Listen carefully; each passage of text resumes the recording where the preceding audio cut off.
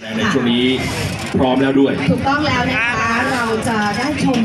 การแสดงที่เรียกได้ว่าเป็นศิลปะไทยประยุกต์มีเอกลักษณ์โดดเด่นรวมไปถึงศิลปินที่จะมาร่วมโชว์ในครั้งนี้เนี่ยเขาเป็นคนที่มีน้ำเสียงทรงพลังมากและก็คว้า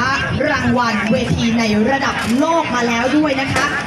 ขอเชิญทุกท่านพบกับการแสดงชุด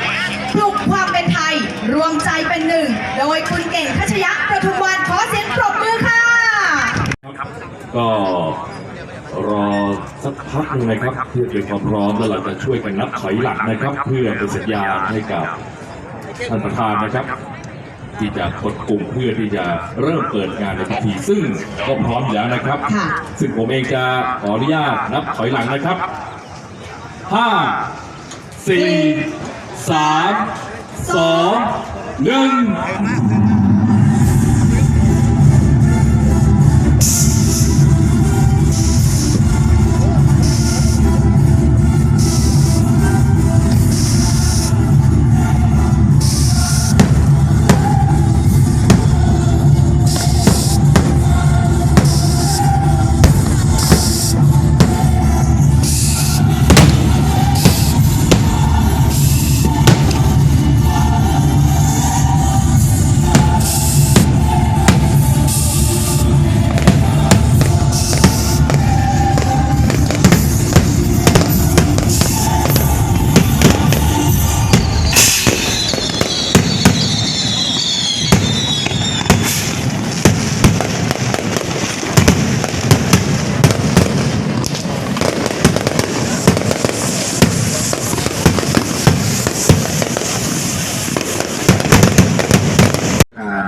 และแขกผู้มีเกียรติทุกท่าน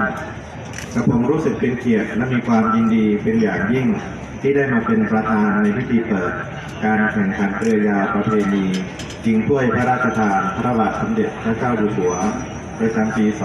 2562 ในวันนี้จากการรายงานของท่านนายกเทศมนตรีนครนนทบุรีทำให้ทราบว่าการแข่งขันเรือยาวประเพณีชิงถ้วยพระราชทานพระบาทสมเด็จพระเจ้าอยู่หัวประจำปี 2562 ได้จัดต่อเนื่องมาเป็นปีที่ 12 แล้วแต่ละปีมีเรือจากจังหวัดต่างๆทุกภาคของประเทศไทยเข้าร่วมการแข่งขันเนื่องจากจังหวัดนนทบุรีเป็นสนามที่ได้มาตรฐานจนได้รับความนิยมจากนักกีฬาเรือพายและผู้เข้าชมเป็นจำนวนมากอีกทั้งยังแสดงให้เห็นถึงความร่วมมือร่วมใจกันอย่างจริงจังทั้งภาครัฐและภาคเอกชนที่เป็นแรงขับเคลื่อนให้การจัดการแข่งขันดังกล่าวประสบความสำเร็จในปีนี้การจัดการแข่งขันเรือยาวประเพณีได้รับพระราชทานถ้วยรางวัลจากพระบาทสมเด็จพระเจ้าอยู่หัวเพื่อเป็นรางวัลชนะเลิศเรือยาวประเพณีประเภท 55 ฝีพายกองหนึ่งนับเป็นพระมหากรุณาธิคุณล้นเกล้าล้นกระหม่อมอย่างหาที่สุดไม่ได้แก่ผู้เข้าร่วมการแข่งขันและชาวเมืองนนทบุรีการแข่งขันเรือยาวประเพณีชิงถ้วยพระราชทานพระบาทสมเด็จพระเจ้าอยู่หัวประจำปี 2562 ในครั้งนี้นอกจากจะเป็นการแสดงออกถึงการเทิดทูนสถาบันพระมหากษัตริย์แล้วยังมีวัตถุประสงค์เพื่ออนุรักษ์ส่งเสริมประเพณีวิถีชาวบ้านลุ่มแม่น้ำเจ้าพระยาทอดวัฒนธรรมประเพณีท้องถิ่นให้คงอยู่สืบไปเพื่อเป็นการส่งเสริมภายแห่งประเทศไทยและการท่องเที่ยวแห่งประเทศไทยสำนักงานกรุงเทพมหานครโครงการการแข่งขันเรือยาวประเพณีชิงถ้วยพระราชทานประจำปี 2562 ขึ้นในระหว่างวันที่ 31 สิงหาคมถึงวันที่ 1 กันยายน 2562 ณ บริเวณริมแม่น้ำเจ้าพระยาริมเขื่อนท่าน้ำนนทบุรีซึ่งได้จัดต่อเนื่องมาเป็นปีที่ 12 แล้วนะครับทางไทยรัฐทีวีช่อง 32 นะครับเราก็จะทำการถ่ายทอดสดให้คุณผู้ชมได้ติดตามกันด้วยวันพรุ่งนี้นะครับย้ำกันหน่อย 16:10 นาทีนะครับก็จะมีการถ่ายทอดสดทางทีวีไทยรัฐทีวีช่อง 32 ติดตามกันได้กับรอบชิงชนะเลิศนะครับ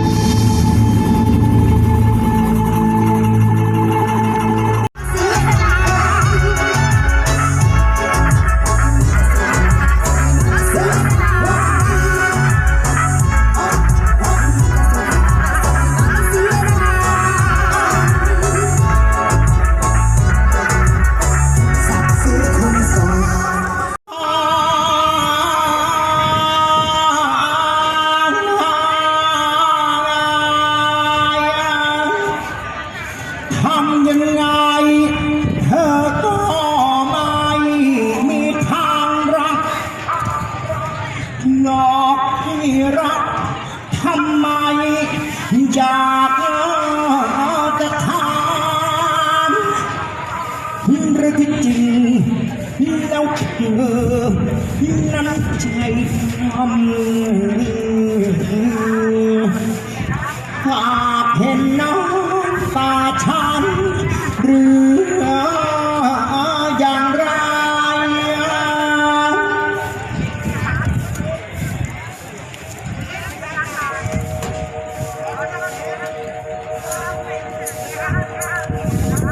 la la la la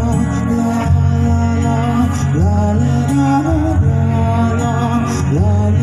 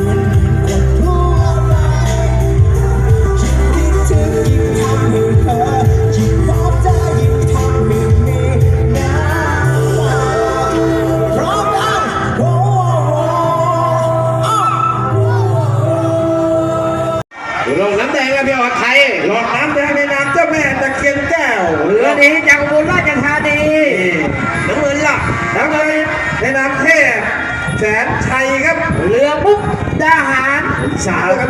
ดูสิว่าเรืออีสานตอนใต้จะด้วยกันทั้งคู่ ครับ อีกหลังนั้นเรือลุ่มแม่น้ำโขงใช่แต่เจ้าแม่ตะเคียนแก้วนั้นเรือผ่านไปเลยครับแม่น้ำโบนครับแม่ในอีสานนี่จะยกให้พี่ออสสิงห์บุรีเรือลูกข้าวเหนียวครับอิทธิพลครับไปกินข้าวเหนียวมาบ่อย ตอนนี้กินข้าวเหนียวไม่ได้แล้ว นะไปกินแกงส้มผัดผักมาบ่อยไม่ได้กินข้าวเหนียวไม่ได้ ต้องยกให้เขาให้สารนะ ข้าวเหนียวกิโลละ50นะครับโอ้45เนี่ยข้าวเหนียวสารนั้นโลละ45เมื่อคืนผู้ใหญ่เทพไปกินลาบก้อยต้มผมยังไม่กล้าสั่งข้าวเหนียวกินเลยว่ะ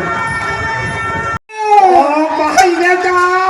ดูสิว่าเรือดังเรือดีจ้าภาคอีสานด้วยกันทั้งคู่ดูสิว่าลองน้ำแดงเจ้าแม่ตะเคียนแก้วครับดูสิว่าเที่ยวนี้แก้วจะแตกหรือไม่ไหนเมื่อเจอกับเทพแสนชัยครับเรือดังเรือดีจ้าสะพานนี่สะพานไทยลาวแห่งนี้ก่อนหรือว่าเรือมุกดาหารก็ดูสิว่าเที่ยวนี้ดูสิว่าจะฝังมุกได้ไม่ได้ไหนเมื่อจับกับแม่ตะเคียนแก้วไล่หมดไล่นี่ขยี้กันไปแล้วดูสิว่าเรืออีสานด้วยกันทั้งคู่กันจะมาเจอกันในแม่น้ำเจ้าพระยาแม่น้ำเจ้าพระยาท่าน้ำนนท์จังหวัดนนทบุรีแห่งนี้มาดูสิว่าคู่นี้ภายในแม่น้ำเจ้าพระยาจะเหมือนภายในลำน้ำโขงลำน้ำผีลำน้ำโขงไม่รู้กันแต่ตอนนี้มาสู้กันในแม่น้ำเจ้าพระยาตอนนี้สามสายตาของผู้บรรยายเทพแสนชัยลาดไปเลยเพียงตามการเล่นบอยเอาล้วนไม่แน่ฉะนั้นในเมื่อเจ้าแม่ตะเคียนแก้วพยายามจะไล่ตามก้มหน้าก้มตามไปผ่าน200 เมตรมาแล้ว200 เมตรผ่านไปยังไงทางเหลืออีก300 เมตรไม่แน่เว้ยเจ้าแม่ตะเคียนแก้วจากบุรีราชธานีกอดคอได้หรือไม่ได้เจอกับมุกดาหารเรือแสนชัยแสนชัยเรือน้ำสีน้ำเงินปากกระหนูสีแรงสีมาต่างคนกับมิ้นมาใครยังไปหัวเรือเสมอกันแล้วจะแสงได้หรือไม่ได้ได้ไม่ได้โผล่พวดขึ้นมาเอาไว้ข้างแพอาหารในขณะนี้โคตรมองเห็นชัดเจนแล้วลงน้ำน้ำเงินไล่เบียดมาลงน้ำน้ำเงินไล่เบียดมาดูด้วยในน้ำเหลือดีอีสานด้วยกันจะพูดเทพแสนชัยกดไว้พังกับแม่ตะเคียนแก้วทำท่าจะไล่เบียดไล่บี้ไล่ขยี้จะตามทันไม่ทันในสุดท้ายเอาแล้วว่าอย่างนี้บอกว่าเฮโร่ท่าทางมาเหลือเทพแสนชัยรู้ตัวไม่ยอมไม่ท้อไม่แพ้เจ้าแม่ตะเคียนแก้วหิ้วเลยครับโอ้ในนามของเทพแสนชัยครับปวดที่บาดแผลไม่ไหวครับถ้ากับพลาดอย่างนี้หนีมาตายครับระยะ